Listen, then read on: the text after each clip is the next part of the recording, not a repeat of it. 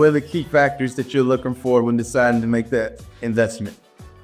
Timing, traction, and team. Those are the 3 T's. So if I'm looking at a company like they say Blue Sky, they had 200,000 subscribers in July 2023.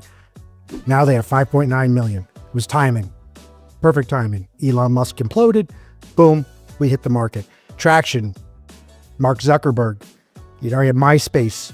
He didn't have to teach anybody anything. People know how to start to use computers. Boom, Facebook. He already had traction, so he had a product that could take off. Team, the university housing projects that Socrates showed y'all, those aren't people who have not done it before. They've done it before. So has to have a team. So if I trust this is not their first foray into this business and they have a track record that I can research and see they've done well, then yes, I'm going to invest in them.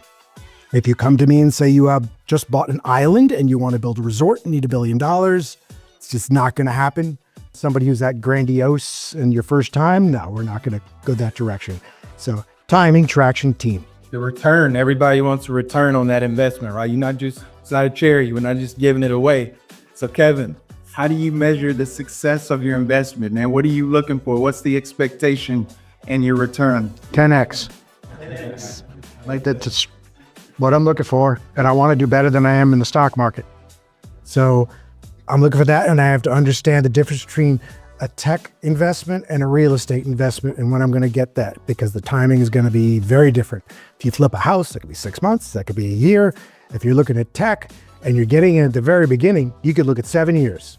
Anything after that, forget it. At the same time, while I invest in that tech, somebody might want to buy you out of what you bought into. So 10x is what I look for. And if I hear the word guarantee, I'm out the door, because I don't care what you say, this is still a gamble and it is a risk. If you could go to bed, oh, this is a definite winner. It's like, no, I never think anything is a definite winner. But I try to cover it as close as possible because this has a pretty high probability of success. Like investing, there's going to be a red flag that occurred that caused you to either look at your watch or an exit. Sorry, Kevin. There we go. Desperateness. That's my number 2. So that was the date. That was the date. Yeah, it was me actually. Checking a memory. No, but yes, thank you for helping me with that. But yes, if they start to seem a little desperate in their pitch to try to convince me how amazing it is, I'm out. Albert Einstein said, if you can't put it clearly, it has not been thought through clearly. Because don't make a mistake, not everybody takes a verbal pitch. Some people will say, write it, send me an email. If you can't get it in a paragraph in an email, they're not going to listen. And I'm talking old school guys who have money falling out of their pocket, don't have time to hear a verbal pitch. They don't want the emotions. Show me, just give it to me and say it clearly. Facts. And don't fast talk, like she said. Is there anything that you guys feel like you did, like right after graduation, that let you get to where you was today? Go travel the world, see a different culture, do something to expose yourself to different ways of life. I got a job once I got out of college at MTV. First thing I did. But expose yourself to something else. This is a marathon, and it's not a sprint, and it takes time. Definitely takes time. And there's a lot of failure and mistakes, and embrace the mistakes. That's what I think I learned best coming out, was embrace the mistakes. It's a chance to learn. What advice would you tell your 20-year-old version of yourself in terms of investing in real estate? It's got that.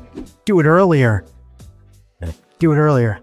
Second I got out of college, I should have done it. Boom. Something. Just to create a second stream of revenue and then build from that. That would be the advice. So I just wanted to ask, how did you overcome the fear after, let's say, your first big loss? Do you have a fear of investing afterwards? Yeah, I just want to hear what advice you would give to us about that. Ken, don't take that? No, loss is a part of life. Loss is going to happen. As long as you know that going in, you're okay. Just as long as you don't bet the ranch. So you always have to be careful that what you're investing, it's not going to kill you. You always save some money for a rainy day, but you always save money for the unforeseen. And a lot of people don't save for the unforeseen. Something I cannot predict is going to happen. I predict something bad's going to happen, but then there's something really bad that could happen that I don't know about. So you always keep that money aside, but there's always going to be loss, and it's just the way it is. Yep. You try to figure, oh, what did I do wrong? What did happen? Some of it's just completely out of your control, and that's the tough one.